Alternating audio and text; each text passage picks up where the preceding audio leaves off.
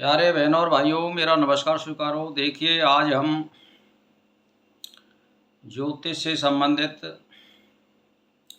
ज्ञान की चर्चा में आपको संस्कार से संबंधित हम स्नातक शब्द या स्नान शब्द का अर्थ बताएंगे। तो देखिए,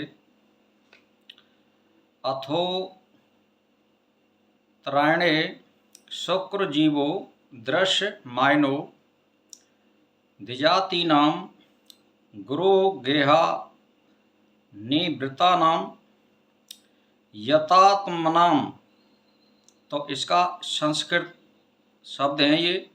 अब उसका उत्तर सुनिए। जब सूर्य उत्तरायण में हो और गुरु और शुक्र अस्त ना हो, ऐसे समय में द्विजातियों का गुरु ग्रह यानी ऋषि कुल यानी कुलेज है से ब्रह्मचार्य पालन उपरांत स्वगृह में लौटना होता है। यानी जैसे पहले कभी किसी ज़माने में 1500 वर्ष पहले या 200 वर्ष पहले ये परंपरा रही थी कि सरकारी कोई स्कूल नहीं होते थे और वहाँ कोई सरकारें नहीं होती थी, छोटे छोटे रजवाड़े होते थे। तो जो कोई ज्ञान प्राप्त कर लेता था वो एक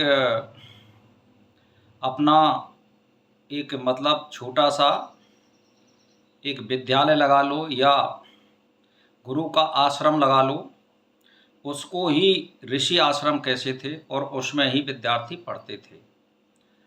तो वहाँ पर जब पढ़ कर के जाते थे और वो ब्रह्मचार्य का पालन करते थे तो उनको फिर गुरु जब वो ज्ञान का स्नान कर देते थे तो वो गुरु दक्षिणा दे करके और अपने घर लौटाता था और भेजता था। तो उसका अर्थ इसमें दिया गया है। तो इस संस्कार के पश्चात विद्यार्थी स्नातक कहलाता है। यह गुरुकुल से लौटने पर संस्कार स्नान होता है। इसे ही धर्मशास्त्रों में समावर्तन यानी सामयिक रूप से घर लौटना यानी स्नान यानी ज्ञान गंगा में डुबकी लगाकर सराबोर हो जाना कहते हैं, तथा आपल बन यानी ज्ञान सरोवर में अपलावित हो चुकना आदि शब्दों का प्रयोग किया जाता है। परंतु अपरादित्य रचित अपरार्क ग्रंथ के अनुसार स्नान और समावर्तन में अंतर है। स्नान के पश्चात व्यक्ति स्नातक कहलाने लगता है, परंतु यदि वह घर नहीं लौटना चाहता और जीवन परत नैष्ठिक ब्रह्मचारी रहना चाहता है तो उसका केवल स्नान होगा, समावर्तन नहीं होगा। क्योंकि समावर्तन का अर्थ तो विद्या प्रतिष्ठान से विद्या अध्ययन पूरा करके घर लौटना होता है। इस संस्कार के पश्चात गुरु दक्षिणा दी जाती है। जब तक व्यक्ति विवाह ना कर ले तब तक वह स्नातक कहा जा सकता है, परंतु जब विवाह करने के पश्चात उसकी संज्ञा ग्रस्त हो जाती है। तो अब आप समझ लीजिए कि स्नातक और स्नान में क्या अंतर है। वैसे आज की भाषा में इसको हम बीए लगा सकते हैं, 14 पास लगा सकते हैं। तो अब इसमें वर्तमान मैकाले की शिक्षा पद्धति के कारण जब यह संस्कार समाप्त प्राय हो चुका है, यह बात दूसरी है कि किसी समय अखिल विश्व में वैदिक शिक्षा प्रणाली ही प्रचलित थी। उसके परिणाम स्वरूप अंग्रेजी में स्कूल तथा कॉलेज शब्द को लें तो संस्कृत शब्द के ऋषि कुल शब्द का अपभ्रंश है, जिसमें पाली भाषा में उसका रूप इसी कुल यानी इसी कुल होता है। वही फिर अंग्रेजी में स्कूल कहलाता है। इसी प्रकार कुलेज गे का घिसा हुआ रूप अंग्रेजी का कॉलेज शब्द है।